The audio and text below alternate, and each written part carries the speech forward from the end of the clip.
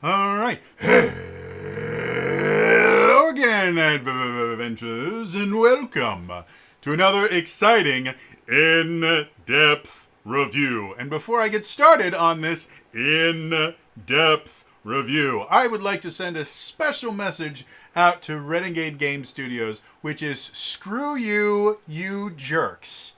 On a more serious note, remember how I said, they've been putting out too many books? And then, like, a few days later, I saw a tweet, and it said that Finster's Monster-Matic Cookbook is live if for pre-order. I have another review to do. If you do enjoy this stuff, please remember to like the video, subscribe to the channel, hit the bell icon to turn notifications on. All those things are super, super important. So, this is my in-depth review series. And for those of you that may be new to my in-depth reviews, they are exactly that. They are in-depth. I talk about the things that I like. I talk about the things that I don't like. I talk about the things I think they did well, and I talk about the things I think they need to do better. And I go chapter by chapter, sometimes page by page, but a lot of people don't want to sit through a 2-hour-long video just to figure out if they want to buy a book. So I always start off my in-depth reviews with a section that I call Should You Buy This? And I separate potential buyers into 3 different groups. First group is what I call players. Players are people that are primarily, not exclusively, going to be sitting at a table and playing a single player character. The second group that I separate people into is GMs or game masters. And game masters are people that are primarily, not exclusively, going to be sitting at a table and playing the game master, meaning they're going to not be playing a single character, they're going to be playing all of the non-player characters. They're going to be writing the story, they're going to be designing encounters, puzzles, all that fun stuff. They have a very different list of wants and needs than players do. And then the final group, the group that I feel tends to be overlooked a lot, is what I call lore hounds. Lore hounds may never sit at a table, but they're very, very interested in the lore, in the kind of story behind the property. So obviously they have different wants and needs than the other 2 groups. So, should you buy this? Well, let's figure that out. The first group. Should players buy this? So, this, despite the fact that it's coming out, almost 2 years after Power Rangers launched, this is something that I would consider a core book. As I've mentioned in at least one other video, there are effectively kind of 3 different kinds of books you can get with most RPGs. You have one group which is adventures, which are basically just pre-written adventures that are meant to be run either entirely as they're written or modified slightly as the players go.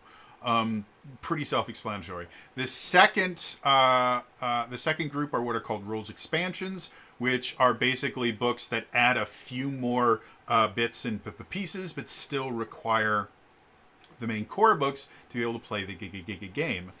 And those have 2 kind of sub flavors that I'm not going to get into right now. And then you also have these things called core books. I tend to compare things to Dungeons and Dragons because they are the progenitor of RPGs as we know them. And they are the most popular. So people that are watching RPG shows, bare minimum, even if they don't play D&D, are familiar with it. And there are effectively 3 different kinds of core books that you generally get in D&D, and this holds true for most other RPGs. Most other RPGs tend to group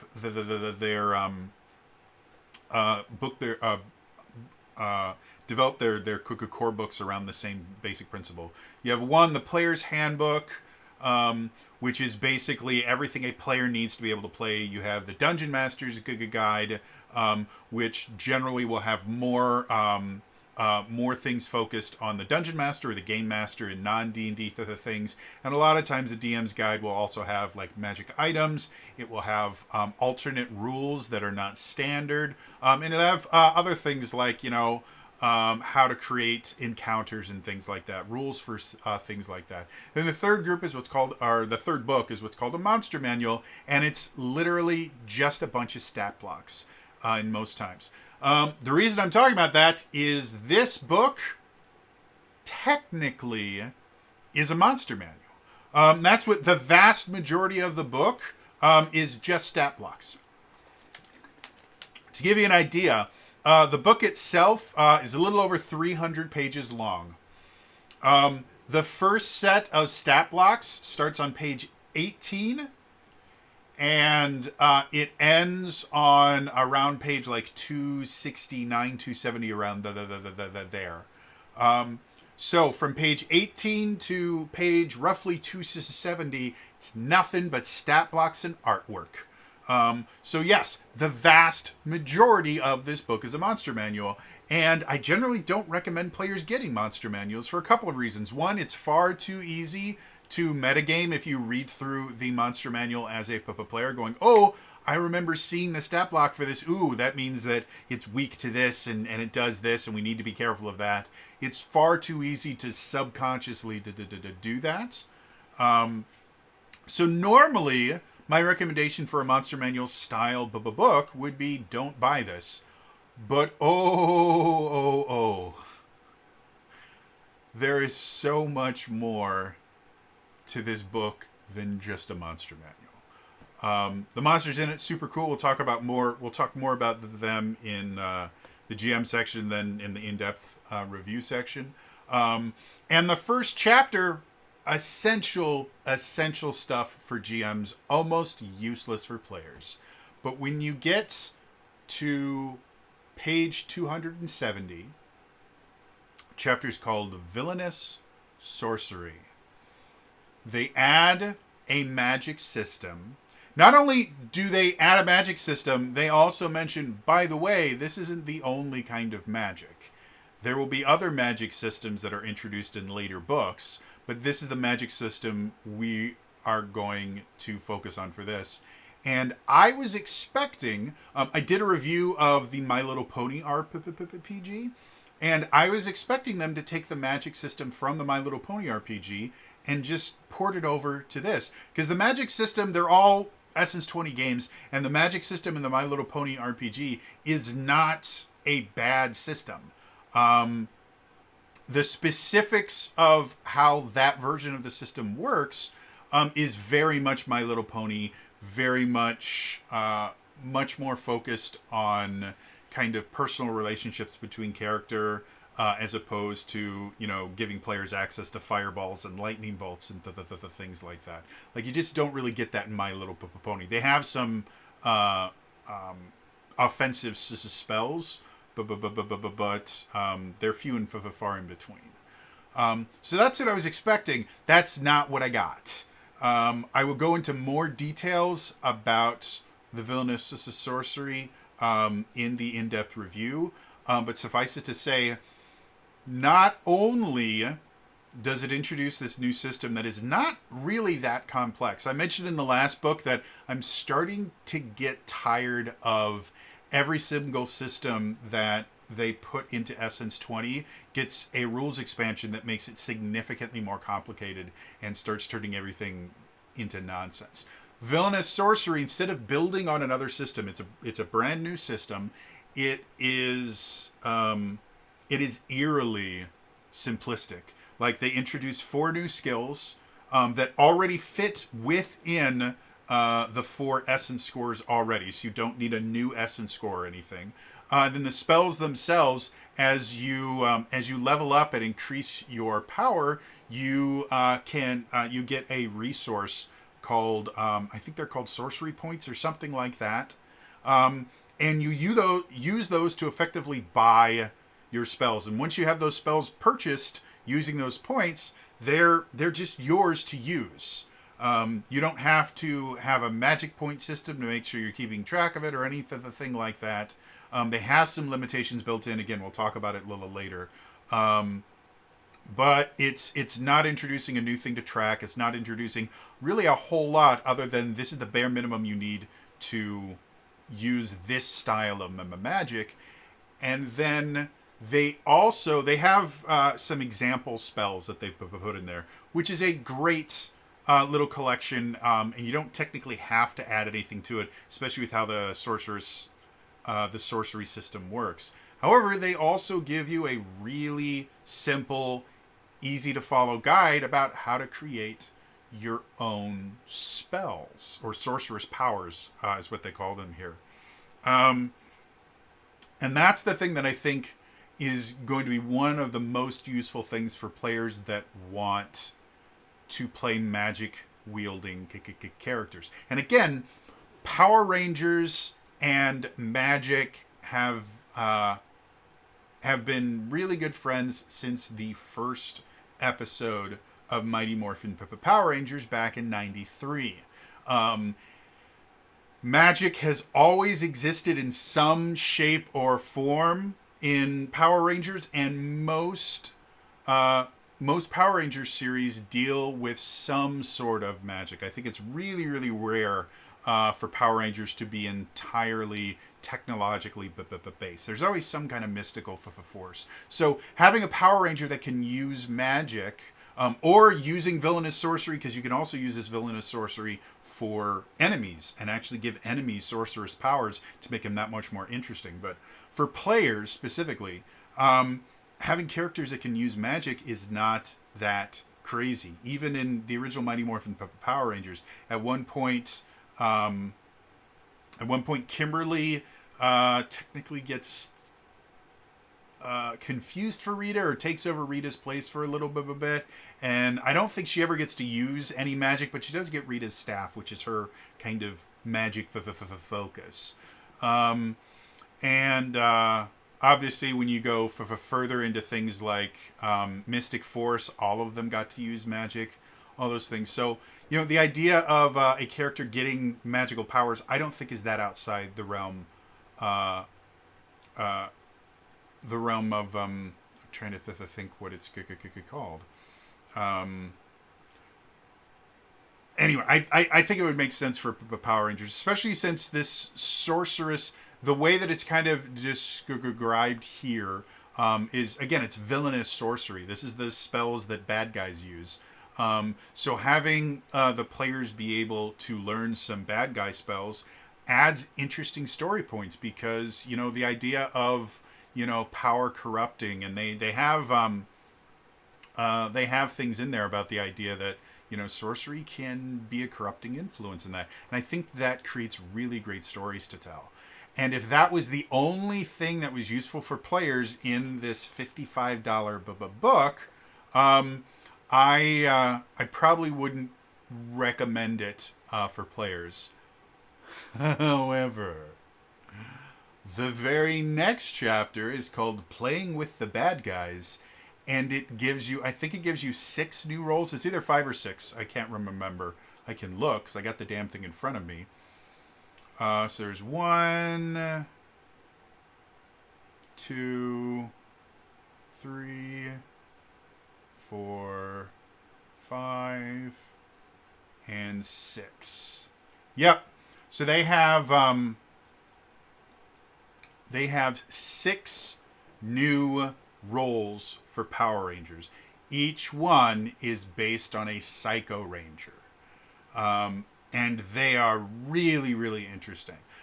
Now, unlike the Cobra Codex ones, where you could pretty easily change the Cobra ones into G.I. Joe, like the Cobra Foci into G.I. Joe foci, but you'd have to kind of play like anti-hero style characters. The Psychopaths are 100% designed to be for evil characters. They have specific features that make it easier for you to fight Power Rangers.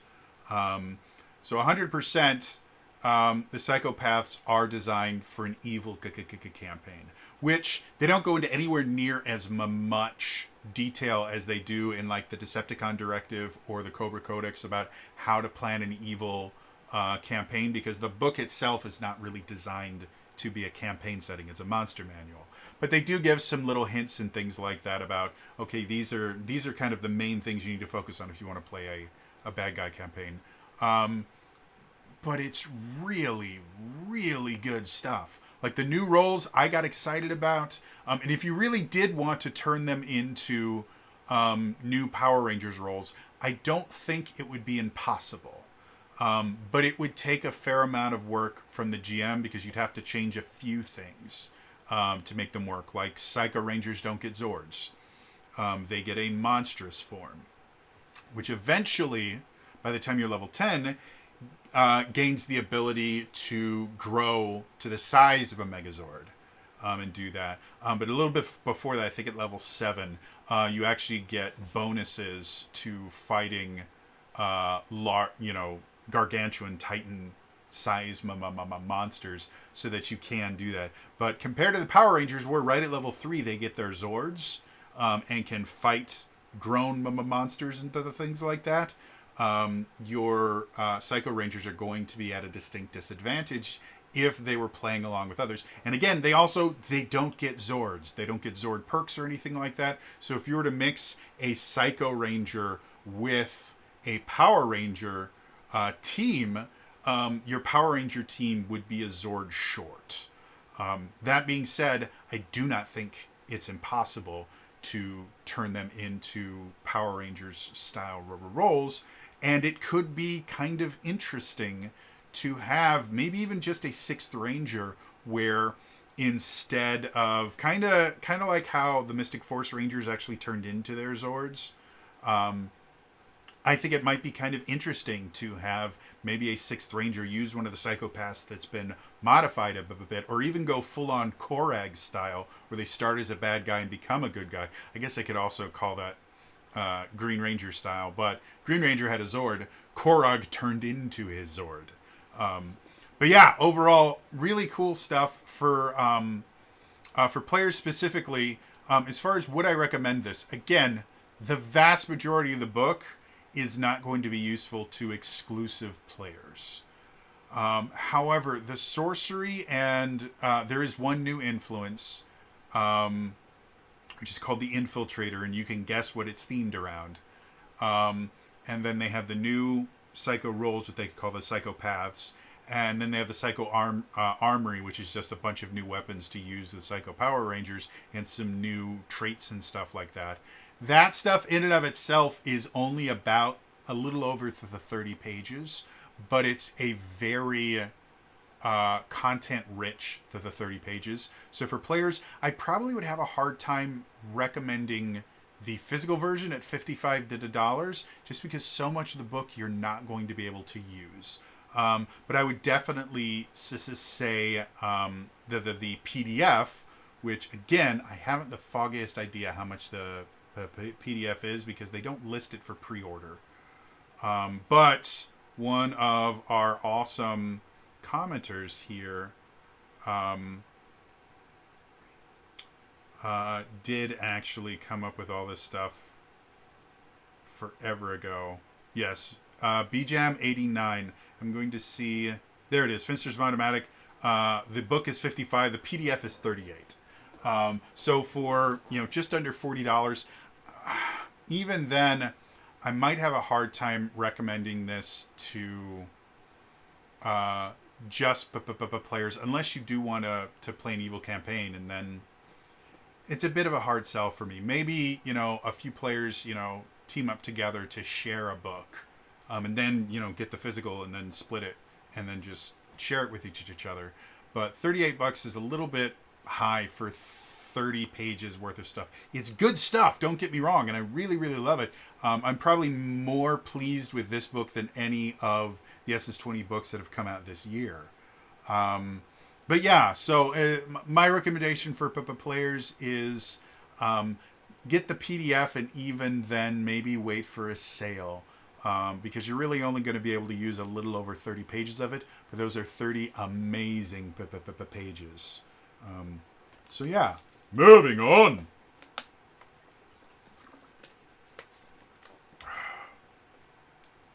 Open this up again. All right. The second group. Should GMs buy this? So, I mentioned before, this is effectively a monster manual. Monster manuals are made for GMs. And this is a really good monster manual. One of my biggest issues with the Power Rangers RPG when it first came out, which if you go back to my review of the book, you will notice that I talk about this.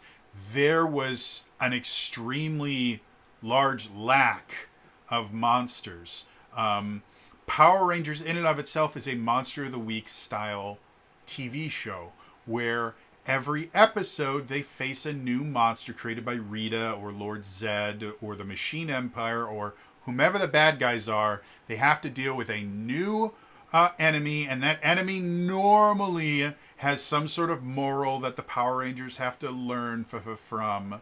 And that's how it works. And with the amount of monsters in the Power Rangers core book, you technically couldn't run a single quote-unquote season of Power Rangers. Because when you looked at like Mighty Morphin Power Rangers in their first season, I think they had something like 40 or 50 different monsters that they fought. Because their first season went on for, I want to say it was like 50 episodes or something like that. Like it was much larger than the season orders that we have today, which generally kind of tap out at about 22 or 26 episodes. So one of the reasons why new Power Rangers seasons since Samurai have almost exclusively been, Power Rangers blah blah and then Power Rangers Super blah blah, because the Japanese series generally tend to run in the upper 40s to low 50s as far as number of episodes are concerned. And now that we only do about 25, 26 episode seasons, instead of trying to double that and find a way to run it for that much, they just split it over to 2 seasons. With this book, you have got so many more monsters. And one of the things I really like about this, that again, we'll go over in more detail in the in-depth review, but at the beginning of, first of all, they have 2 different chapters for stat blocks. The first chapter is called the Minions, and they actually have not really a new system, but kind of a rules clarification for how minions work.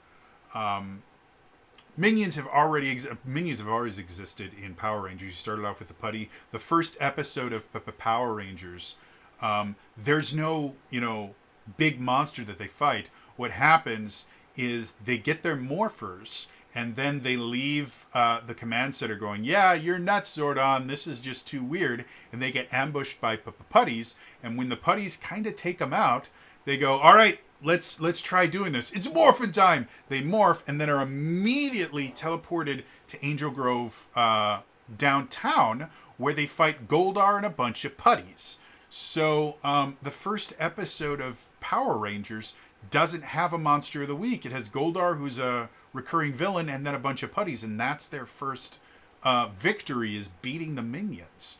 So Minions have always existed in Power Rangers. They have a whole section on Minions, and specifically they talk about summon Minions. Basically, the idea that there are some creatures that one of their abilities is they get to call in minions, which is extremely common in Power Rangers in general. A lot of times, the first time the Power Rangers meet a new monster, he will call whatever the generic minion is of that season to fight with them. And so they'll take out the minions, and maybe 1 or 2 of the Rangers will be able to come up and fight with the big baddie. And they'll generally fail in some way. The big baddie will escape, or the big baddie will actually defeat them and kind of gloat and then go away to continue their evil plan. So the minion section goes through some minions that I believe already exist. Like they have cogs in there. They have Craterites and Quantrons and other things like that, and Tenga warriors and things like that. But then they also have like my my personal favorite minions that have ever existed in Power Rangers lore. They have Lord Dracon's Ranger Sentries, and they have a lot of them. They've got Blue Samurai Sentries, which just look badass. They've got the Green Zeo Sentries, the Jungle Fury Rhino Sentries, which are super, super cool. They basically look like the Rhino Fury Ranger, but they have these two... They look like an armored version of the Rhino Fury Ranger, but they have these two massive Rhino shields, which look amazing.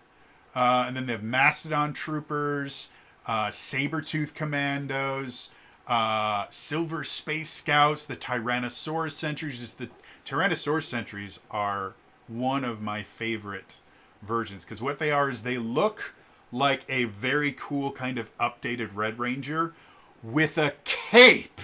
And it's an awesome cape. It's not like, ooh, I tie a little rope and then there's a little bitty cape. No, this is a full-on mantle style cape. It covers their shoulders, goes all the way up to their neck in that. You have this huge flowing cape, and their weapon is effectively the Red Ranger's sword. They shorten the blade a little bit and extend the handle and put two of them together. They have a double-bladed staff, and that's their weapon. It's massively cool! We'll go into more detail during the in-depth portion, but yeah, the minion section is really, really great because it gives you so many tools, and then you have the threats themselves, which there's tons, but even more important than all of that, in the introduction,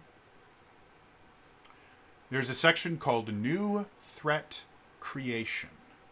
And this is the only thing that really upsets me about this book. And the reason it upsets me is I wish that this had existed. Even if it was in a separate book, this really should have existed from the beginning of the Essence 20 line.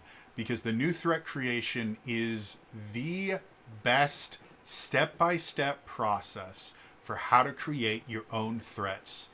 Not just in Essence 20 in general, but it is probably the best guide to building your own monsters that I have ever seen in an RPG. And I have played a lot of different RPGs. I collect them.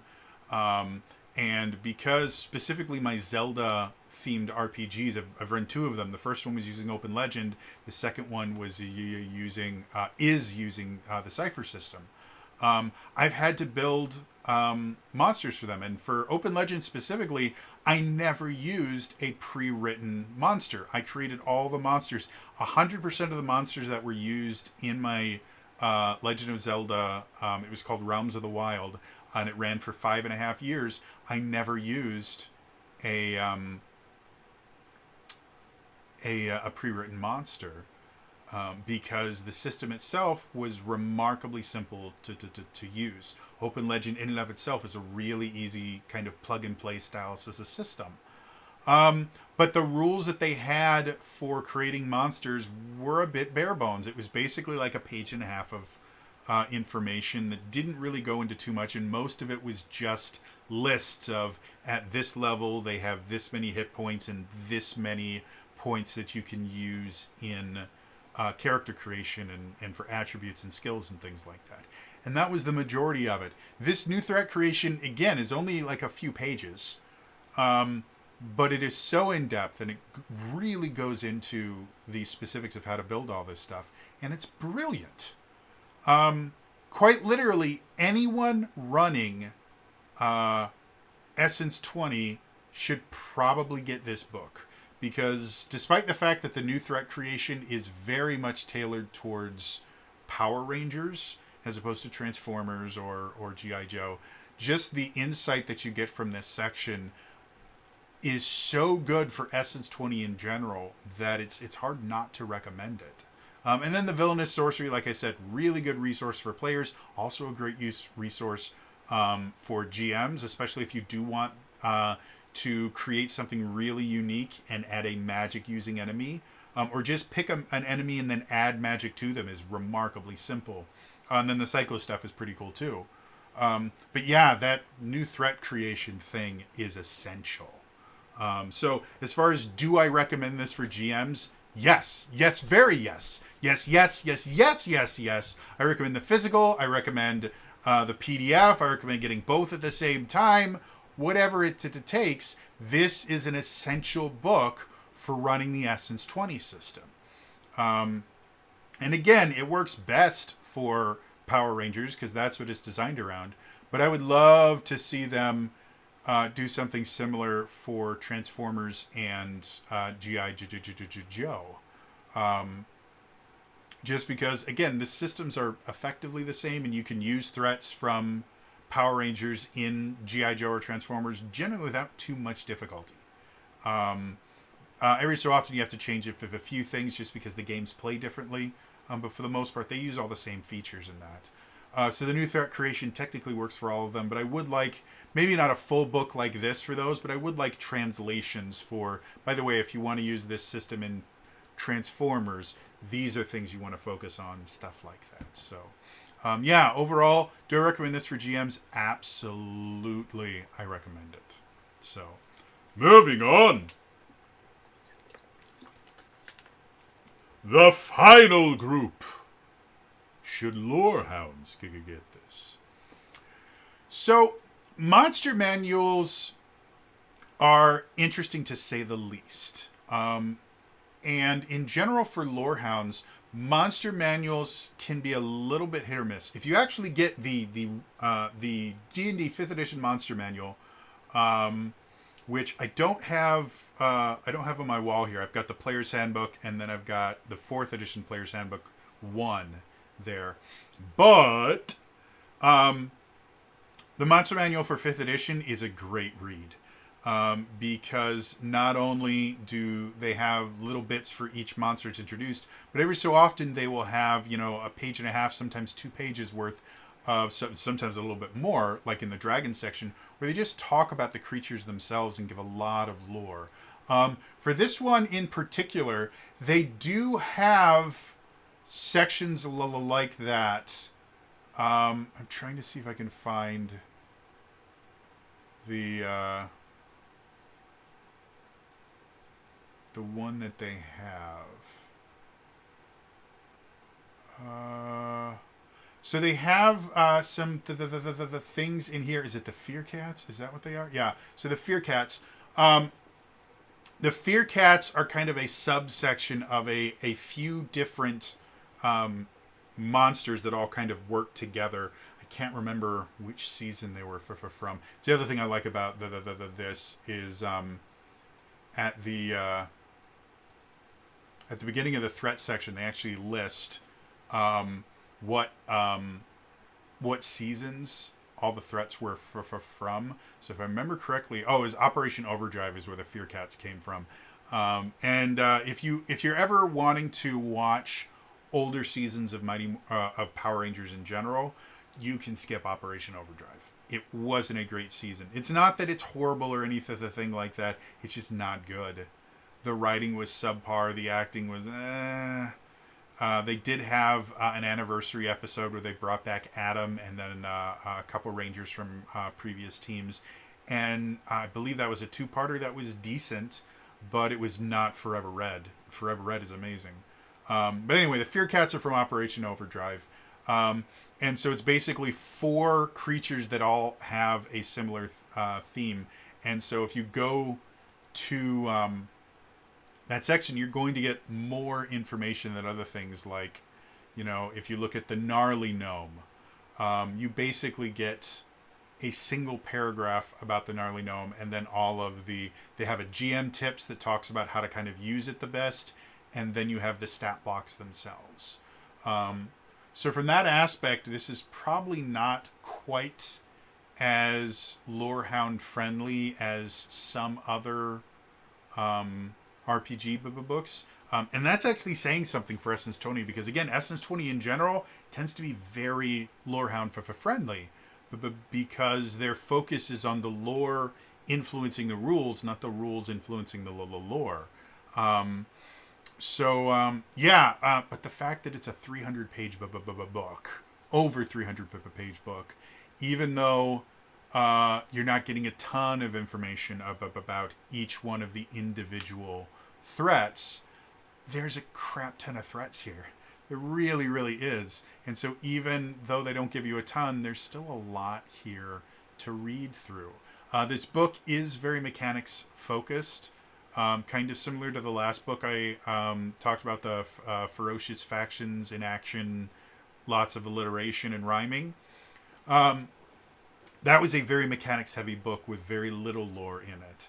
This is a very mechanics heavy book with more lore in it, but not quite up to the standards that I've kind of seen in other Essence 20 books, which I'm not particularly upset about. Again, I am not a lore hound. I enjoy lore, but I don't generally buy books specifically for the lore. So as far as would I recommend this to lore hounds, I still would, because there's a lot here, and something I don't tend to talk about as much. The artwork in here, and that's something that that's another thing that at least most of the lore hounds that I know really enjoy artwork, especially really good artwork. The amount of artwork that they have in this book is astonishing, and it's really good artwork.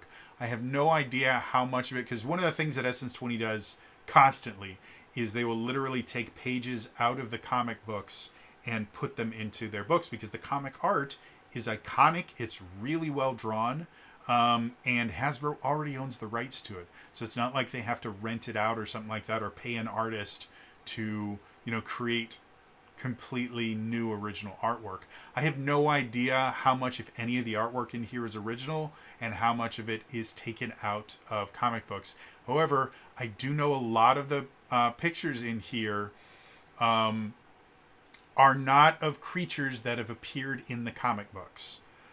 So I think, this is unconfirmed. If anyone from Renegade wants to confirm this, feel free to do it in the comments. But I believe there has to be a decent amount of original artwork in here.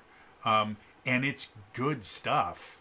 I've always thought that Power Rangers villains kind of go into one of two camps. You have the really kind of campy, crazy looking things, like Babe Ruthless, is just, he looks like nonsense. He's a character from one of the first Mighty Morphin Power Rangers series, and he literally, he's kind of like an ogre style thing, wearing armor, and he has these massive baseball glove shaped hands and a baseball. And so, like, he's just kind of nonsense. And then you have other characters like Zeltrax from Dino Thunder, or Zenaku from Jungle Fury, that just, their design is so incredibly cool. And so, yeah, overall, so again, getting back to the whole purpose of this, do I recommend this to lorehounds? I do, with a caveat. If you're not big fans of Power Rangers, your mileage may vary from this, because I think the things that I loved the most about this was just looking through and recognizing monsters that I remember seeing on TV and being able to read up about them and stuff like that. If you're into that, you're probably going to be very happy with the $55 physical copy. If you're not, the $38 for the PDF is probably going to be more than enough for you, or finding it on sales somewhere, maybe going through your friendly local Giga game store so you don't have to pay the damn shipping, which adds on a minimum of $10 to $20, depending on which kind of shipping you want to put in.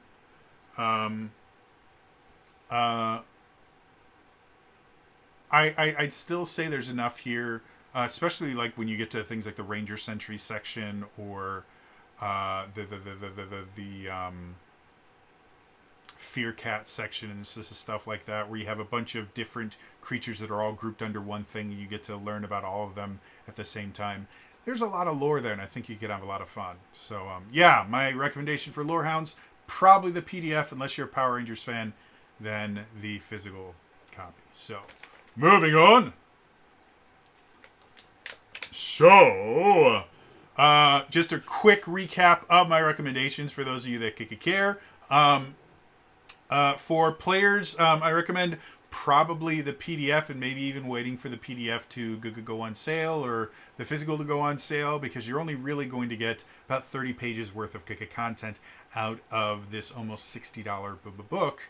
However, those 30 pages are amazing, so you'll definitely want this. It's just a little bit too pricey for me to recommend the physical copy or the full price PDF, unless you really want to play like a Psycho Ranger or a character that uses sorcery in this. For GMs, get the book. Don't think about it. Get the book. It's worth it. If you run Essence 20 games, it's worth it. If you just want, kind of an insight into how game designers create monsters, it's worth it. Definitely get it. And then for Lore Hounds, probably the PDF. If you're a really, really big fan of Power Rangers, you might be able to justify the physical. But there's enough here that you'll get your money's worth out of the PDF, more likely than not. So, yes, that's it. If you came here just for a recommendation, thank you so much for tuning in. In the comments down below, what is your favorite monster that the Power Rangers have fought? Or maybe a couple of your favorite monsters. Let me know in the comments down below. Otherwise, it is time for us to go into the in-depth review. As a reminder, this in-depth review is exactly that. It is in-depth. I'm going to go chapter by chapter, sometimes page by page. I'm going to talk about the things I like, the things that I don't like, the things I think they did well, the things I think they need to do but better on. And this book is a doozy. I don't know if they even number their chapters in this or not. They do. So that'll be more useful. But this is probably going to be a little bit longer because it's a hell of a book. And I gotta say, I've mentioned quite a few times, I'm getting a little burnout from Essence 20 because they've just released so many books so quickly, and trying to keep up with them has cost me a fortune. And I don't have that kind of money being on disability, so I've been scrimping and saving and doing everything I can to be able to afford these books, and it's been rough. That's why a few of my reviews have come out late, because I physically couldn't afford the books until, either my next disability check could come in, or I would be able to figure out how to cut enough finances to be able to afford it in that month. That being said, I could not be more happy about this book. I mentioned before, this is probably my favorite book that Renegade has put out all year. This is probably my second favorite book in the Essence 20 system, with the 3 core books all tying for first place. Because it's just that good. It is such a phenomenal book. But instead of just singing its praises, let's dive into it. Moving on.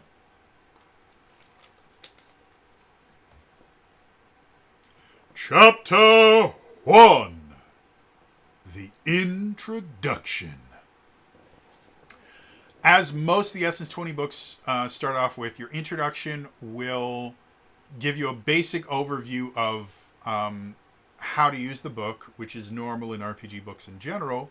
They do introduce some new rules. They have a rule called Larger Than Life, which is a perk.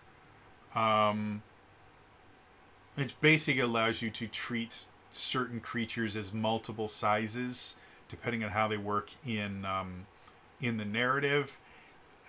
To be blunt, it's a clarification of a rule that I don't really think needed clarifying that much, but it's in there, and it's mostly done that if you're using the miniatures from Power Rangers Heroes of the Grid, which is the board game that Renegade's been producing for forever, which is a really cool board game. I don't own any of it because it's really freaking expensive, and they add new expansions every other day. But they all come with minis, and they're really nice minis from what I've heard. So then they have a couple things like non-mystical versus sorceress, just as far as like whether or not the creature has magic powers and what kind of powers they are. And then they introduce the void damage in here that has been introduced in other books as well, but they just kind of talk about it in here too, in case you don't have those books. And then a guide to Essence 20 threats in the Power Rangers role-playing game. The first subheading under here is called Using Threats, and it is brilliant advice. Again, I ran a Power Rangers mini campaign, so it only lasted for 4 sessions. But I wish I had had this when I was running that, because it really helps you not only to understand why the stat blocks are built the way that they are, but also it gives you tips on things that are going to make the monsters more fun to run. And it's barely half a page long, but it's such a valuable resource. And then the very next section is what threat level means. This is another thing that I really think should have existed in the core book. Or this book should have come out like a month or 2 after the core book, just like the Monster Manual came out a month or 2 after the 5th edition Player's Handbook. Because this is so essential for creating and understanding what creatures to use against your players. Because me personally, when I ran my campaign, because it was last year, there was so little information about what threat level means and how to balance encounters and the things like that, that I very much winged it.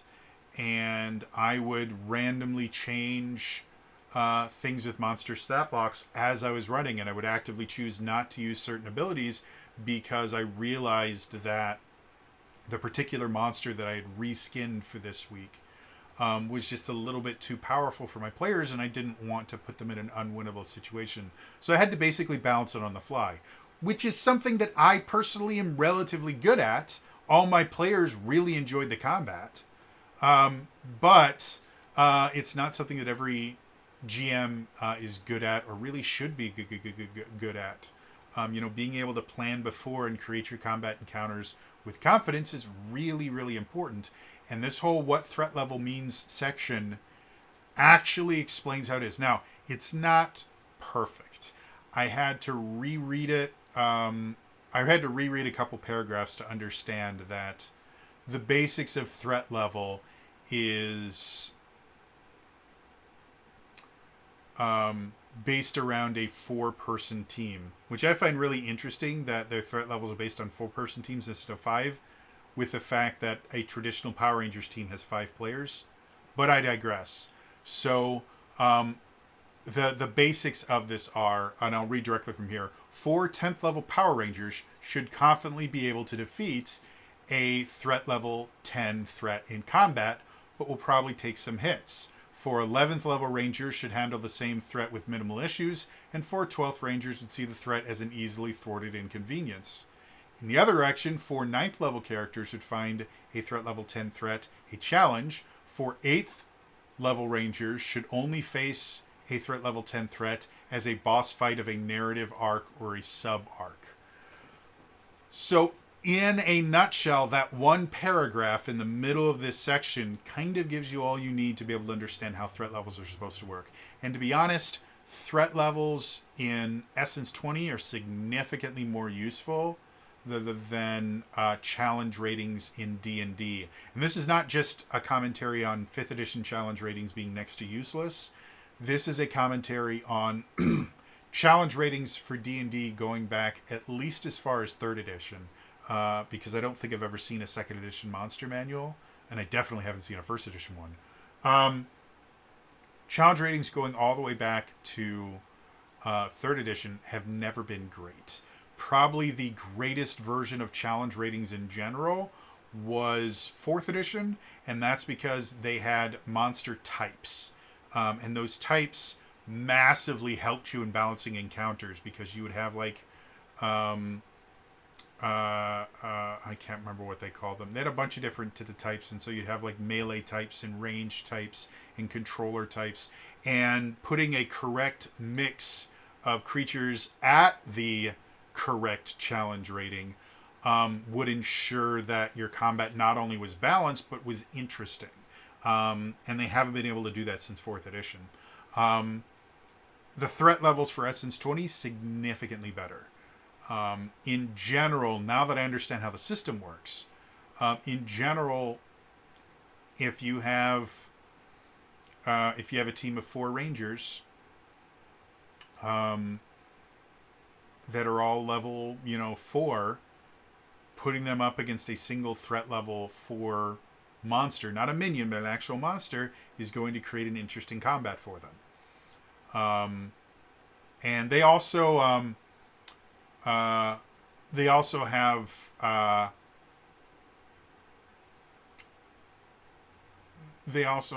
formulas. There we go. I couldn't think of the word. They also have formulas for how to use multiple threats in a scene, how to use summoned reinforcements, and then the difference between a normal and a grown threat. And they also have rules for higher or lower numbers of rangers. So if your ranger team is only 3 rangers, like the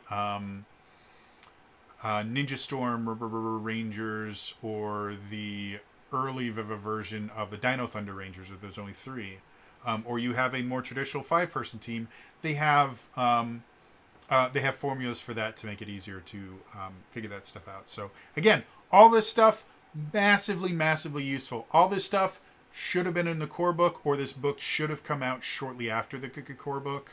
So that's my one complaint about this book, is it should have come out much earlier. Like I said, we're something like 2 years into Essence 20 being a thing, and this is the first time we've gotten a really good explanation for how threat level works. And that's just not okay. I'm super happy that they finally fixed it and they have this here. But yeah, this should have come earlier.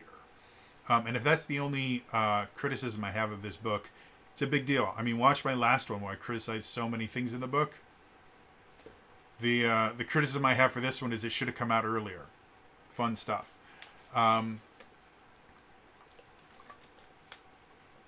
The next section is called New Threat Creation, and it is amazing. And I was actually 100% wrong. The New Threat Creation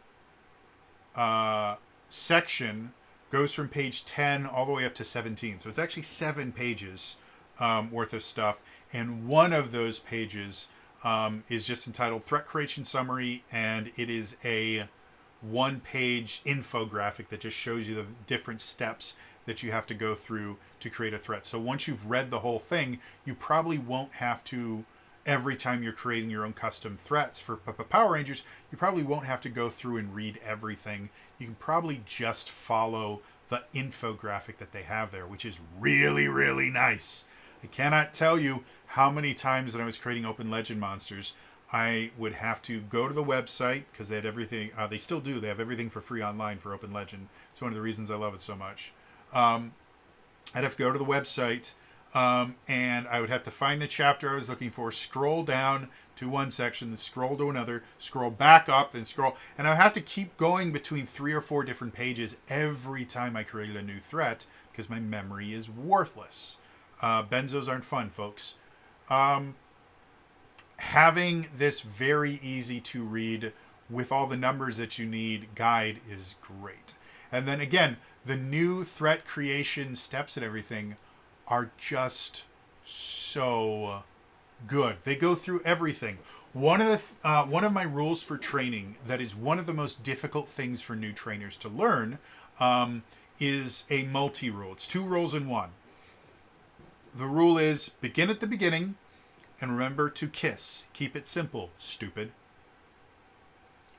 And the reason that is one of my rules is it is so easy for people that are very knowledgeable about a subject to overestimate how much their trainees know about the subject, because they know so many advanced things that the simple things they don't even consider that someone wouldn't know them. My favorite example was on, I used to be a private computer consultant. I used to do tech support and stuff like that. And having to explain to a customer what the power button was on their PC. Not like the master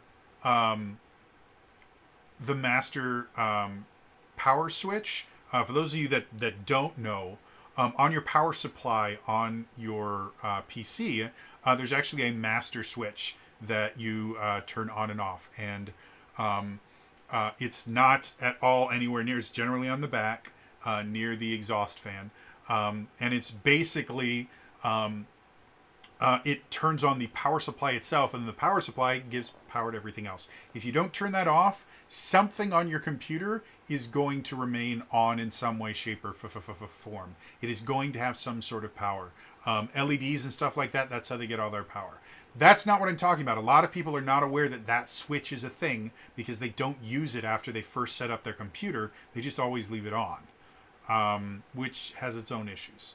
What I'm talking about is teaching a customer over the phone how to use the power button, the little generally circular button that has the power symbol on it that actually turns on and off your computer. I have had to walk people through how to do that because they'd never used it before. They'd always just pushed the power button on their monitor and thought that turned their computer off. And that's the point of begin at the beginning and remember to kiss. It's so easy to take for granted that people won't understand really basic things like how a power button works, or the fact that you have to plug in the tower and you don't have to just plug in the monitor. Things like that. The fact that you have to plug the monitor into the tower for a PC. You know, stuff like that. There are people, probably most of the people watching this would go, wow, that sounds really stupid. No, it's just they don't, that is not in their knowledge base. They have knowledge of a lot of things that you probably would have no idea about, but that was just not something they've ever had to deal with. Same is true, like you ask an actor what the difference between stage left and stage right are. We know it by memory, whereas I took an intro to theater history course in college because it was required for my degree, and half the people in there were not theater majors, had never, some of them had never been to a show in their lives, but it was an elective arts course, and so they took it, and they had to learn the difference between right and left and stage right and stage left. Because those are, we were reading scripts and things like that, and scripts would have things like exit stage left and stuff like that, and they had to know that. That is second nature for an actor. You can't read a script without understanding how stage directions work. So it's something that we take second nature, and yet there's a lot of people that have no idea that stage right and right are different things. So the reason I'm saying that, they do an exceptional job at breaking everything down to its simplest, most basic step without getting condescending, so that literally anyone can read this section and be able to create threats. And again, I have seen sections similar to this in a lot of different books for a lot of different systems. This is probably one of the best. Because again, a lot of them assume you have prior knowledge that not everybody does, and this one doesn't. Does that mean if you are very knowledgeable like me, it's going to be a slog to read through? No.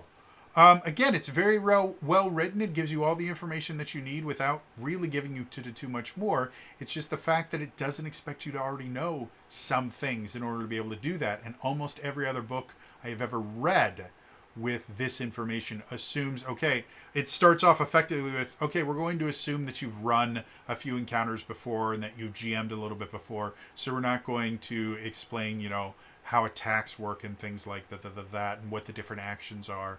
We're going to assume you know that. They don't assume that you know that here. And I think that's really, really good. And yeah, they even have rules for growing, because again, that's a massive part of Power Rangers is magic wand, make my monster grow.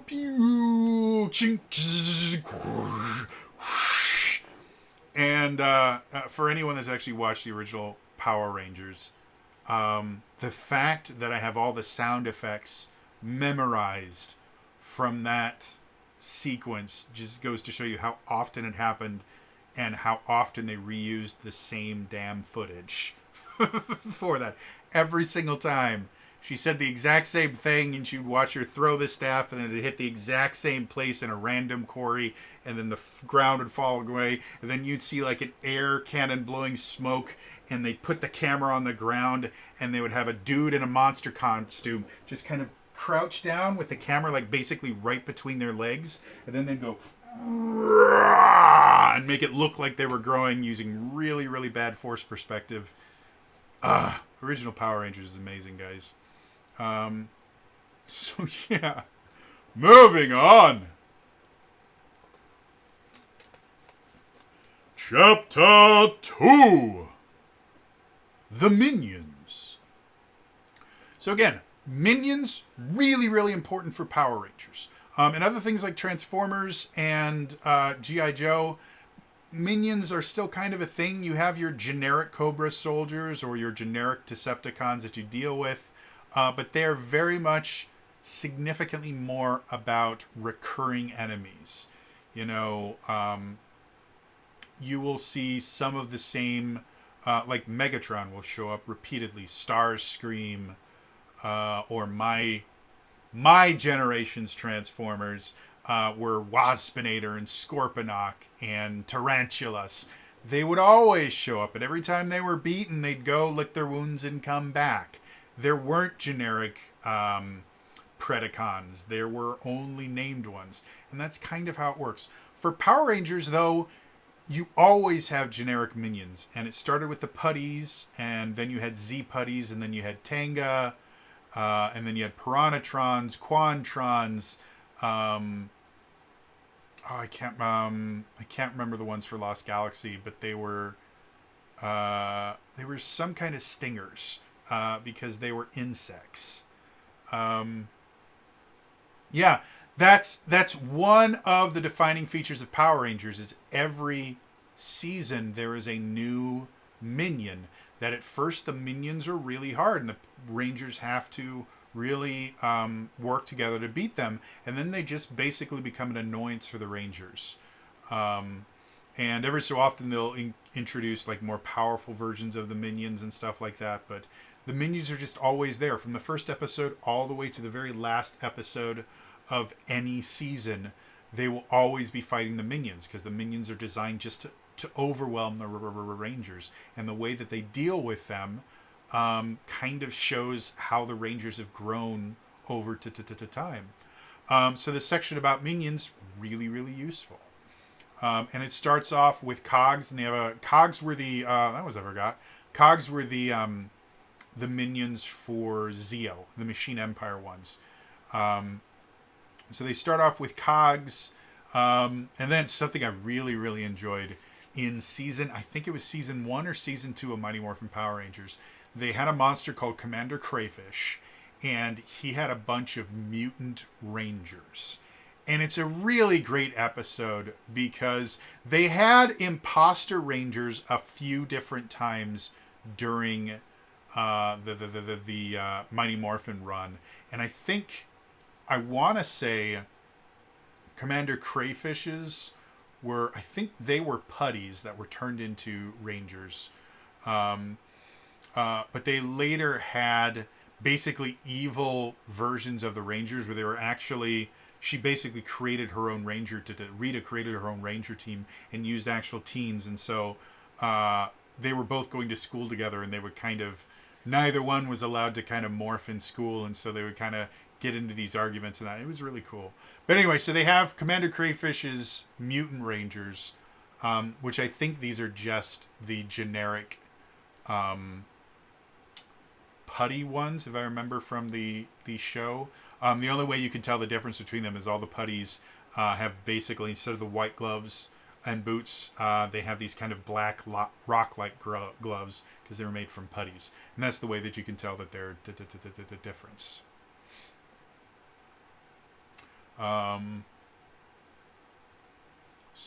Yeah. And then they have other things like craterites, which I don't remember where they came from. I think they might have been... Because I think they might have been what was supposed to be used from Kakuranger, which Kaku Ranger was the suits that were used for the Alien Rangers, and their generic bad guys, I think, were the Craterites. I might be wrong on that, but I think that's where they come from. And because of that, they just weren't used. Also because the Craterites look creepy as hell. So I think that might be it. If somebody knows better there, let me know in the comments down below. But I think that's why I don't recognize them. And then Death Revenants are basically zombies. And then again, they have Lord Dracon's Ranger Sentries, which are just really, really good. They look amazing. They just look so good. And it's, oh. I have it literally right over there. It's like 10 feet away from me. For Christmas one year, my brother got me the entire Shattered Grid comic run. He got me a trade paperback, or technically a trade hardback of it, because it's a hardback collection of every single comic sequentially. It's just a bound version of all the comics of the entire Shattered Grid storyline. And it's really, really nice. It's gorgeous. The artwork is great. The Ranger Sentries were such an interesting part of that, because the basic story behind them is Lord Drakon wanted to make himself more powerful, and the first way he did that is the thing that makes Drakon different from regular Tommy, is instead of him joining the Power Rangers, he's so upset about being used by Rita that he remains apart from the Rangers, and Rita eventually convinces him, hey, I can give you power, and I can make you feel strong again. She helps him regain his powers, and then he eventually betrays Rita and takes over her army. Well, the Power Rangers create the White Ranger powers, just like they did in the regular universe, and they're going to give them to Jason. Well, Tommy and his Green Ranger powers comes in, murders Jason, and takes the White Ranger powers and fuses them with his Green Ranger powers, and that's where you get the Lord Drakon armor. Well, as Shattered Grid continues on, he basically takes over the world and realizes there's multiple realities. He starts going out to try and gain more power by fusing more power sets into his. But what he finds out is he cannot fuse multiple powers from the same Ranger team into his own. So despite the fact that he had like the red Ranger coins, I think he had almost all of the Ranger coins for Mighty Morphin, he couldn't use them to empower himself. So what he would do is he would use them to empower troops. And so that's where the Mastodon Sentries and the Tyranno Sentries came from, is he had it effectively set up to a battery. He had the power coins set up to batteries to create these large amounts of troops that he used. And as he went and he got more powers, the ones that he didn't use, he would turn into Ranger Sentries. That's why you have the Blue Samurai powers, because he didn't use those for his own powers. If I remember correctly, the powers that he actually, I can't remember which ones he put in. I think he took the Green Zeo powers, I wanted to say he did, but he also has Green Zeo Ranger Sentries, so I don't know. And he might have tried to take the Gold Ranger powers. I can't remember. Anyway, overall, I just love the Sentries in and of themselves, because they're really, really interesting, and they're such a different part of lore. You know, they for the most part have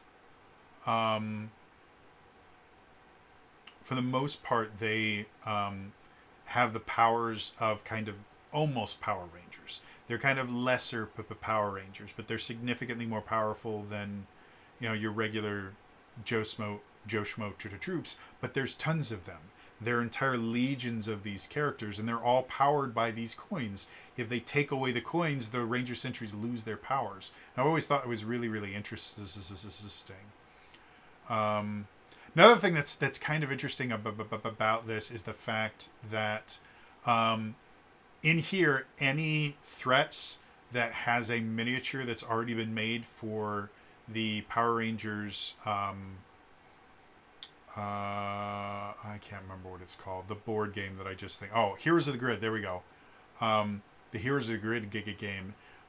Any minions that already have minis in that, they will have a little Power Rangers lightning bolt next to their name to know that, hey, there are minis of this that already exist.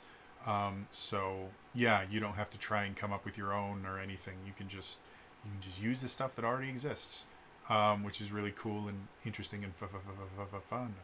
So yeah, overall, again, really really good stuff. Essential parts of Power Rangers in general. You have to have minions. So yeah, moving on.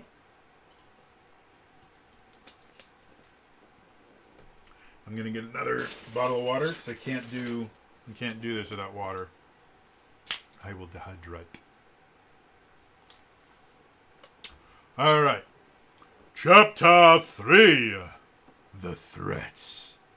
Again, by far, this is the longest chapter in the book. It's hundreds of pages.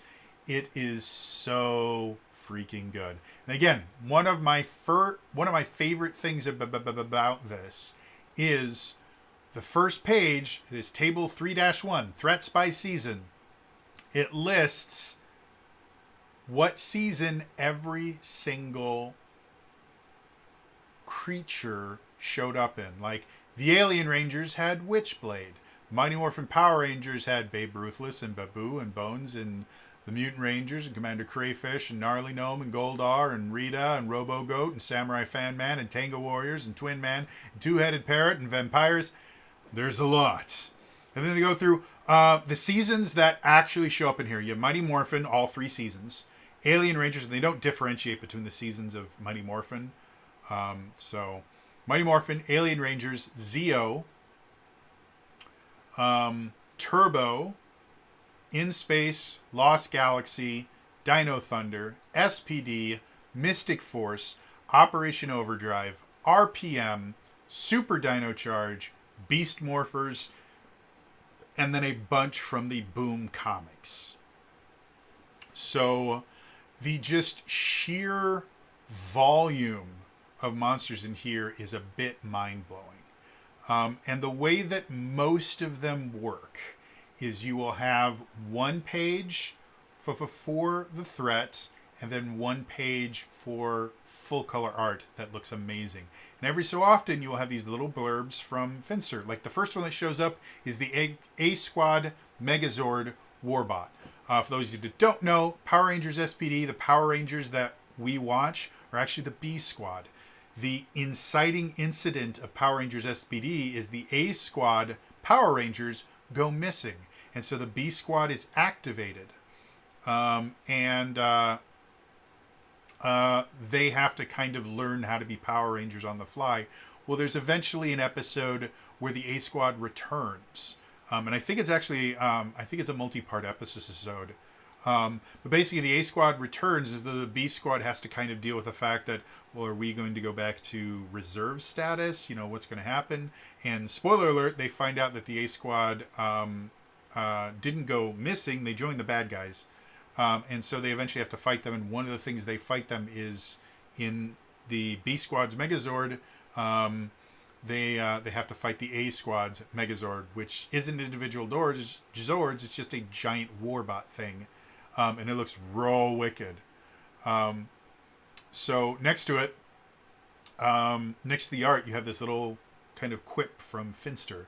It says, even when Rita toyed with having her own access to Zords, she was never so bold as to try and make her own.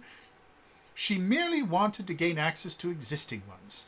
That heavy-handed goon, Broodwing, gave this ramshackle monstrosity to those Rangers without thinking how easy it would be for other Power Rangers to overcome such shoddy workmanship. Now, if I were to do the same, I'd do it much better. And that's my best Finster impression. I love everything about this stuff. I mean, the artwork is insane. And other things like the very next entry is Alpha 1, which is a Boom Comics thing. And that actually uses 2 pages for it because they have a regular version and a grown version. But it still has artwork. It's not full page artwork. And then, yeah, it just over and over and over again, you have awesome stuff. And sometimes it'll be full page artwork. Sometimes it'll just be the character. Sometimes it'll be the character with a fully drawn background. But it's really, really great. The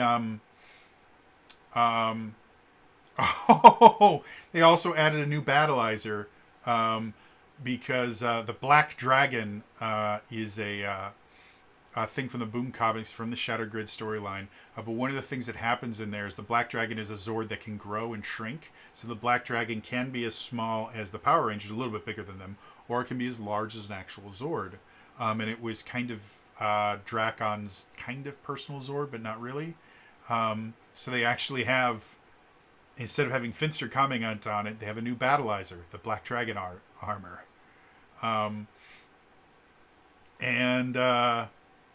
So yeah, if you wanted to use the Black Dragon, because eventually what happens is Trini, after they beat the Black Dragon, Trini effectively kind of guts it and then uses it as an armor. And if you play Power Rangers Battle for the Grid, the Black Dragon character that you play in there is Trini in the Black Dragon armor. It's not the actual Black Dragon. So I really like that. I just noticed as I was doing the review that they have a new battleizer in here, and I really, really like that. I think that's cool. So, yeah, I mean, there's so much stuff here. They have the cyber villain avatars from Beast Morphers, so Blaze, Roxy, and the third one I can't remember. There's just so many really good, amazing monsters in here that I remember from my childhood. They're just as good now as they were then. And again, they're all really interesting as they're all just really interesting and fun. And running them is interesting as well. Again, Essence 20 doesn't tend to have a lot of kind of boring monsters. All of them have interesting things to be able to run and play around with. And yeah, they're just good, guys. I can't really say much more. Another one of my personal favorites is they do have the Gravesword in here, which, again, you'll find that a lot of my favorite stuff is from the Shattered Grid and the Boom comics, because Boom comics was just really good. But the Gravesword, they have full color artwork, which I believe is taken directly from the comic, because I think I remember seeing this particular page. But what the Gravesword is after Drakon kind of took over the world, he took the Sword of Darkness, which is what originally corrupted him and let Rita control him, and he turned it into a bow and used it to create the Ranger Slayer, which was basically the Pink Ranger with a cape. And she's super, super badass, but she had her own Zord called the Gravesword. And what it was is they took a bunch of the Thunder Zords and kind of chopped them up into pieces and turned them into this Gravesword. So, like, it's got the White Tiger Zord's head as its chest, and I don't know where the helmet came from, and it's got the White Tiger Zord's claw on one arm, and the other arm is the red dragon thunders as a Zord, and the tail comes out to create kind of a thing, and then it's got the Firebird on as its wings. I think it's Tor the Shuttle Zord is the helmet. That might be where it's from. But it's this really cool kind of monstrosity built from the remains of broken Zords. And it's just amazing. And so, of course, they've got the Gravesword in here. I think they have the Ranger Slayers, too, if I remember correctly. I'll just look through. They've got, like, Daishi and just a lot of really great, amazing stuff. Yep, they've got... they've got the Ranger Slayer here, and she's a super, super badass character as well. Her outfit is amazing. So yeah, I mean, again, I can't say a whole lot else about it beyond the fact that this is just some of the best Monster Manual stuff I have seen for an RPG. It's just all really good stuff. So, moving on.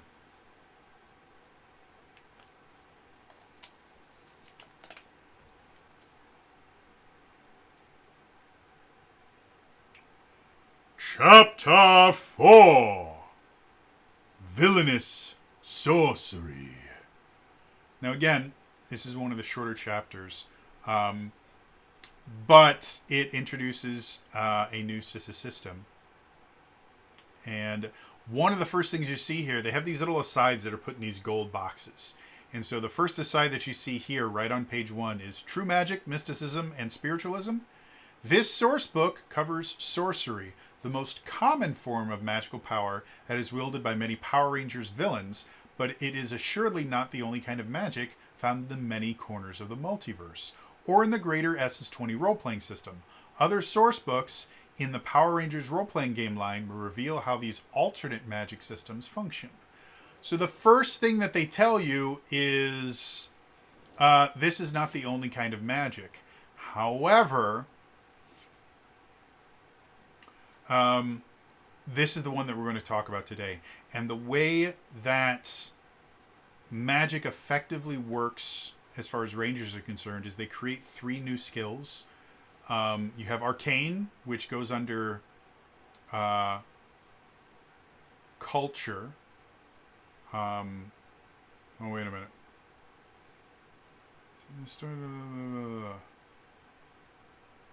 So you get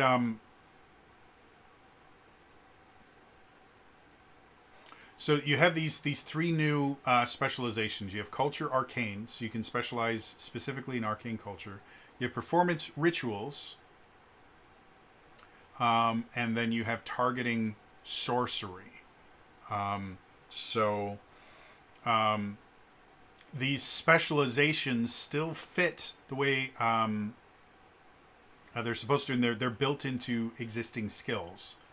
So you know that if you are making attacks with sorcery abilities, you're going to be using your targeting ability, but specifically targeting sorcery is the specialty that you would and once you have one of those specializations, which generally requires a teacher of some sort, you can take the Sorcery General perk.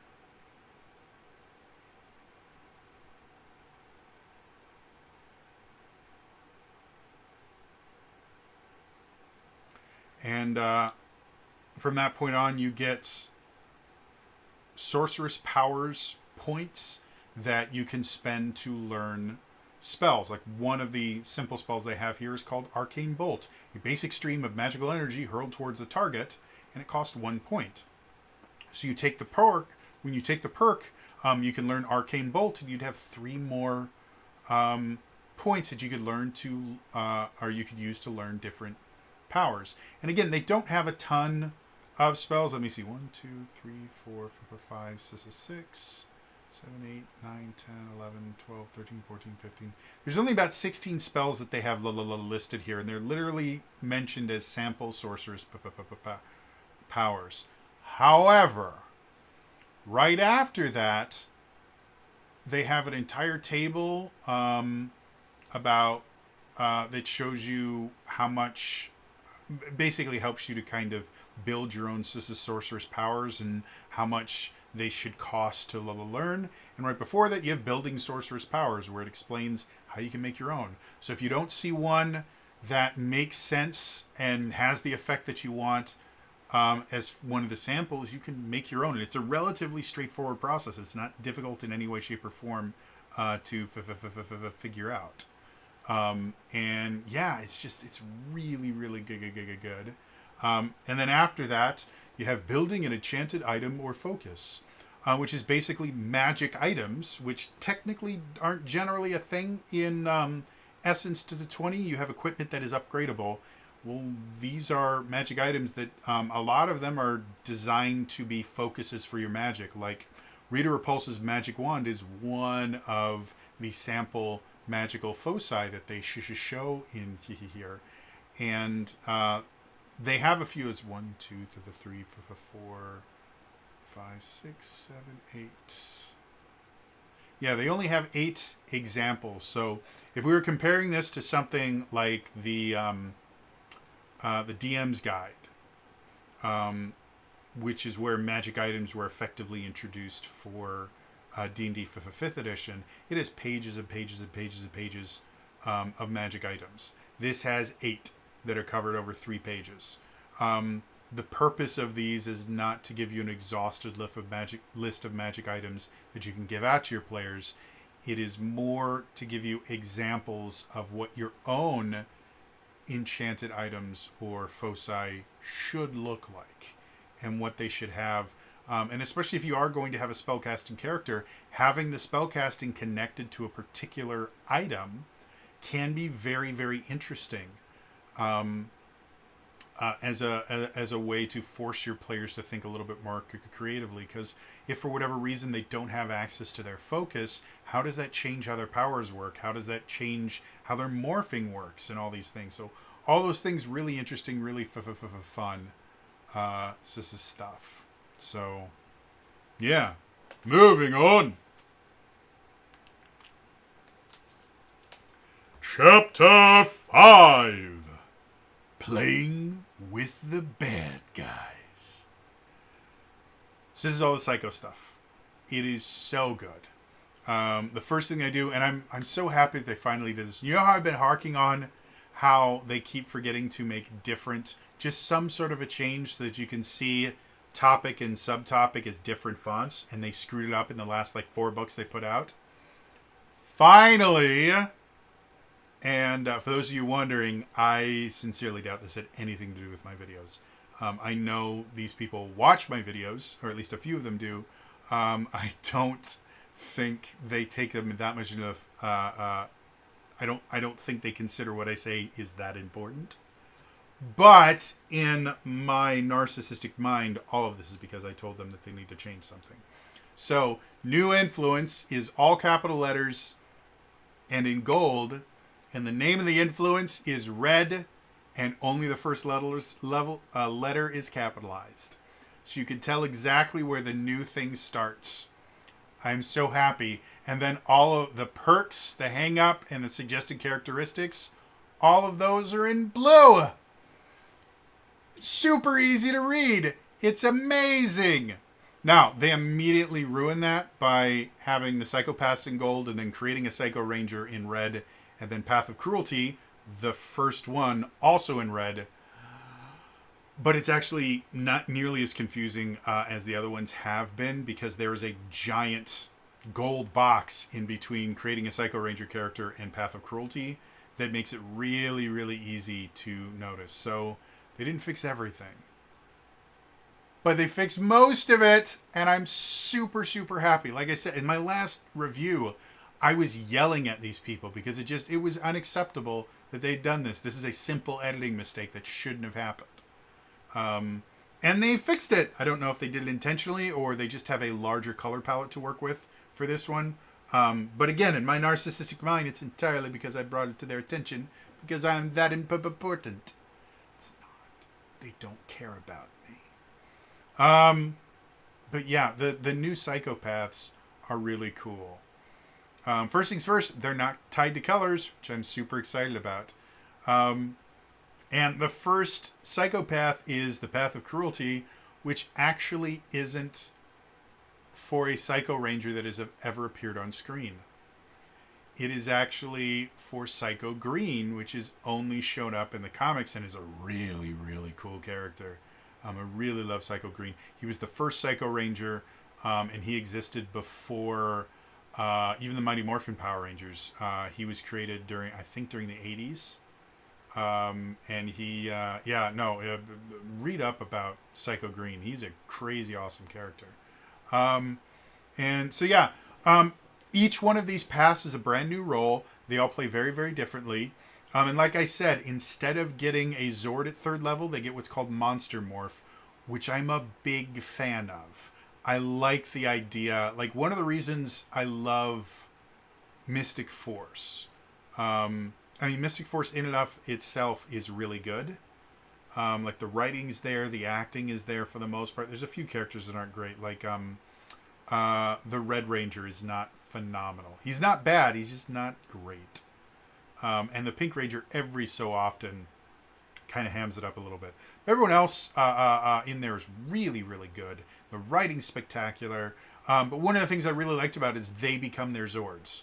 And I just love that aspect of Mystic Force. And so the idea that the Psycho Rangers, because again, that's what happens to the Psycho Rangers, is they turn to these monstrous forms, but they effectively become their Zords. And the interesting thing about Monster Morph, compared to the Zords for Power Rangers, Zords you actually have to call them to bring them into combat, and it takes a number of rounds for them to show up. And while it's happening, you have to deal with a giant monster in any way that you can, because you have to wait for your Zords to show up. Monster Morph just happens, and you don't, because again, Psycho Rangers are not limited by the rules of being a Power Ranger, where they're not allowed to escalate a situation. Whenever you want to, you can just go Super Saiyan mode, turn on Monster Morph, and get a bunch of cool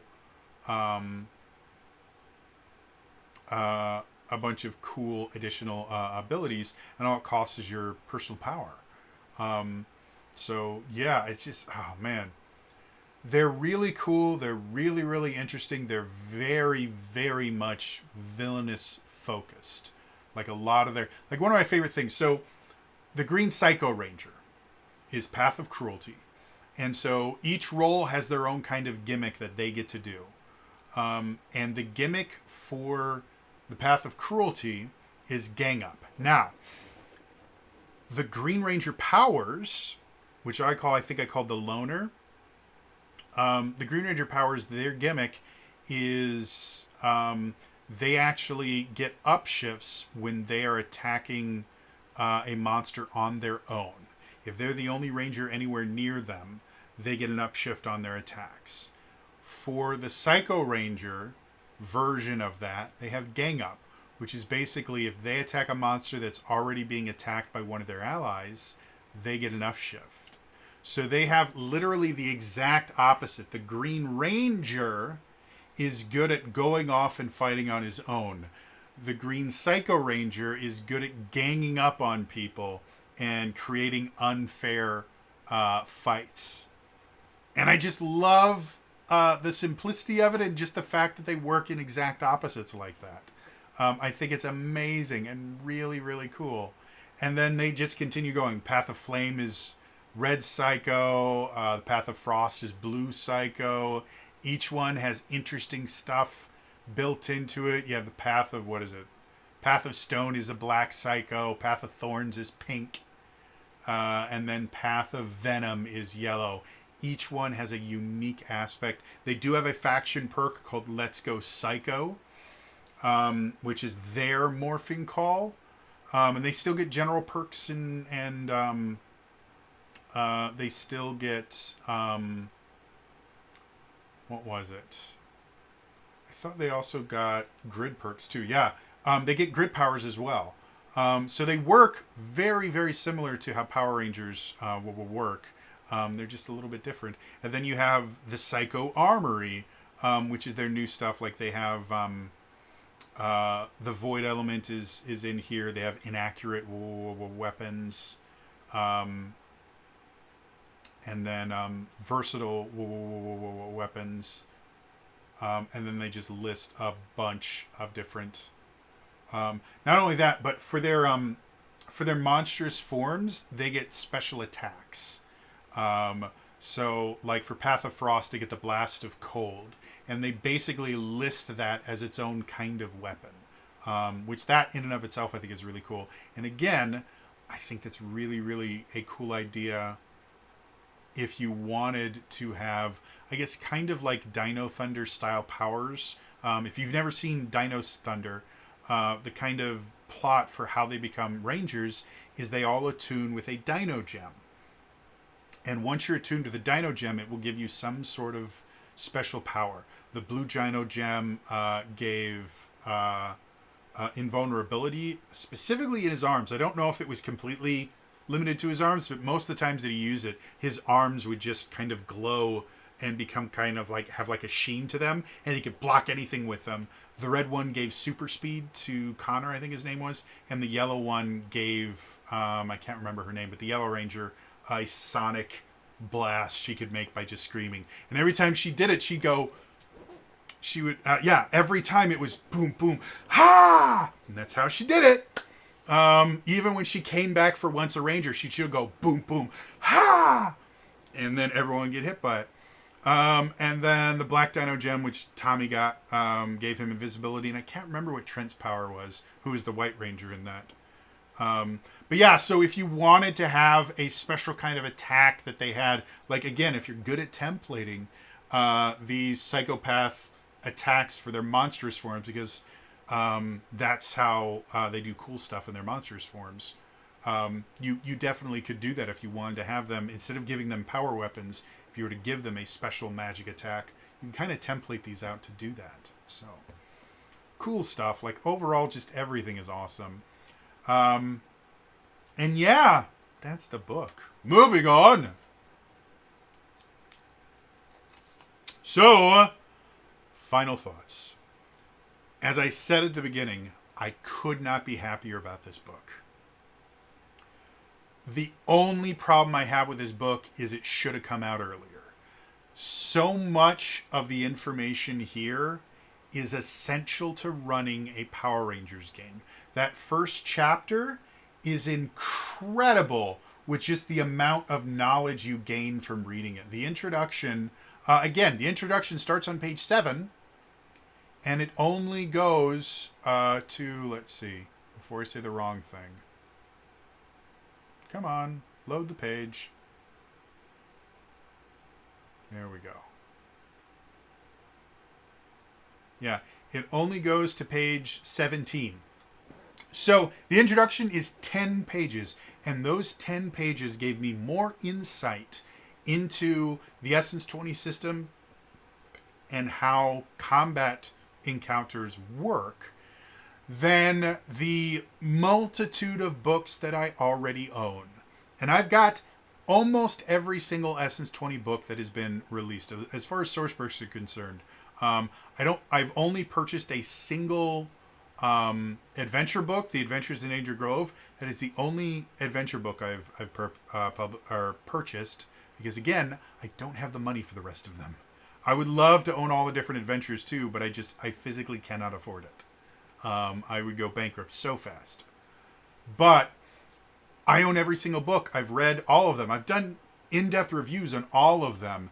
And the amount of knowledge I gained about this system just from reading these 10 pages is insane. It's nonsense how much more I learned about this system. And it's really, really good information. Now, part of me thinks that one of the reasons it took this long for something like this to come out is I personally don't think the designers of Essence 20 understood the system super well when they released it. And I think that's pretty clear by looking at the Power Rangers RPG core book and just how poorly it was written. It's a good book, don't get me wrong. But there were a lot of things like the stun mechanic was not explained in any way, shape, or form in a way that you could actually use it in a game. And if you read the G.I. Joe book, it actually explains it significantly better. They just really didn't understand the system super, super well. By the time Transformers came out, the system had been explained to a point where it just made sense. Whereas the Power Rangers book, it was really confusing because they were designing the system as they were writing the book. Like, again, the Power Rangers RPG started as a 5th edition D&D supplement, and Renegade made the decision somewhere in the design process to go, you know what, this isn't a good fit for 5th edition, we're going to create our own system. And that's where Essence 20 came from. And I think it's possible that the reason it took this long is it took them this long to get to the point where they could write it down. But that only goes so far, I mean, again, we're almost 2 years into this system, and we just now have an explanation for how all this stuff works, and it's a phenomenal explanation. Like I said, one of the best monster creation guides I have ever seen. And then I love Essence 20 monsters. They're all interesting. They're all fun. They all feel special and unique. And especially compared to DD, because I've been running I've been running Dungeons and Dragons since I think maybe 2013, maybe 2012. I can't remember when I first started running it, because I started running. I started running D&D back in 4th edition. And the first custom adventure I ever made was a parody adventure called D&D High. And it was written in 4th edition, and it involved a deck of many things. And the players actually get to draw from a modified version of the deck of many things. And I had a different adventure created for each card that they could have pulled. Yeah, it was really, really cool and fun. And since then, again, I used to be in charge of the D&D Adventures League program for multiple friendly local game stores and for a local convention. And then not only was I a part of the kind of convention scene, I knew all of the organizers. Basically in Wisconsin, I knew almost every organizer for every convention. Because I was so involved in it and I would do it so much. And I have like somewhere between 4,000 and 6,000 hours of DM experience in D&D. I have played a lot of D&D and I've built a lot of encounters and I've run a lot of pre-built encounters. And the sheer variety of monsters in Essence 20 is just unheard of. Like an owlbear and an Umber Hulk run surprisingly similarly, despite the fact that they're two very, very different creatures. When you're running them, they're very similar. And, you know, Babe Ruthless and Ruthless and Bonker, who's another monster, play very, very differently. And I love that. You know, Chef Swinegang Pork plays very, very differently than Pudgy Pig. And both of them are kind of food-themed themed monsters. They're actually both pig-shaped monsters. But they play very, very differently. It's one of the things that I love about Essence 20 in general is that all of their pre-made monsters just have so much uniqueness and so much kind of character built into them. You just don't get that in other systems.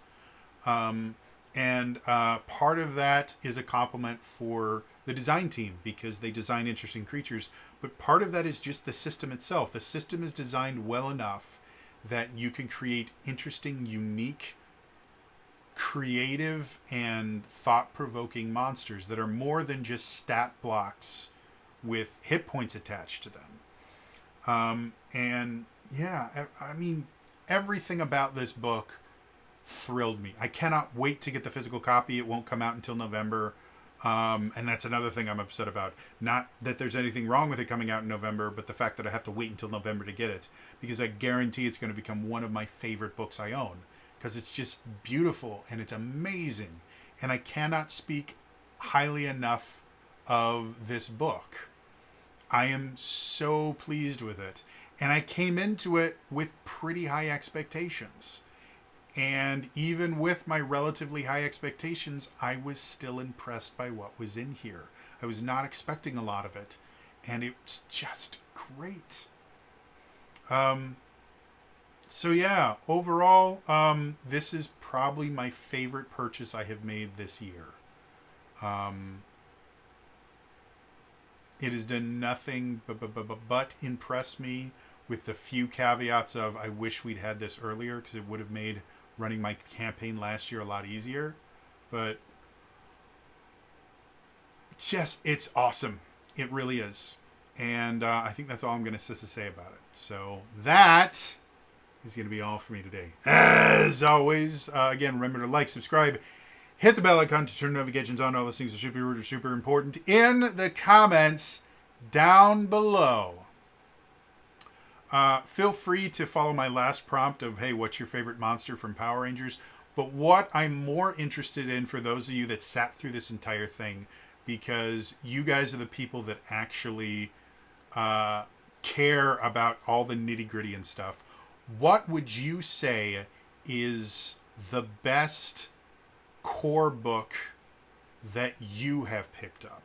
Was it the original Monster Manual, or like Volo's Guide to Monsters? I think Volo's Guide to Monsters was probably the best 5th edition, or probably the best D&D Monster Manual themed book that has ever been produced. It was absolutely brilliant, and I was really, really sad when they discontinued it and replaced it with Monsters of the Multiverse, because Monsters of the Multiverse is vastly inferior to it. So I'd like to know from you guys, from any RPG product that you've ever seen, even if it's from like a computer RPG that just explains the monsters, what is your favorite core book style book? Was it the 5th edition Player's Handbook? Was it the Sabbat Guide for Vampire the Masquerade? Was it the High Fantasy expansion for Fabula Ultima? Let me know in the comments down below. Otherwise, again, folks, that is all for me today. And I'm going to tell you right now, this is the last Essence 20 book I'm going to be reviewing for a while. A lot of that has to do with the fact that they're not releasing anymore until hopefully next year. But I'm 100% burned out. I am 100% burned out of cash. I do not have the money to review another one. So, Renegade, if you guys decide that you want to drop another book this holiday season, you better send it to me for free. Somebody has my contact information. I know I sent it to them. Send it me for free if you want me to review it, because I sure as hell am not going to be able to buy it. But yeah, this is the last SS20 book I'm going to be covering for a little while. I have other RPGs that I still like, and I still want to cover stuff on them. So anyway, again, that's all for me today. We'll see you guys next time. All right? Bye-bye.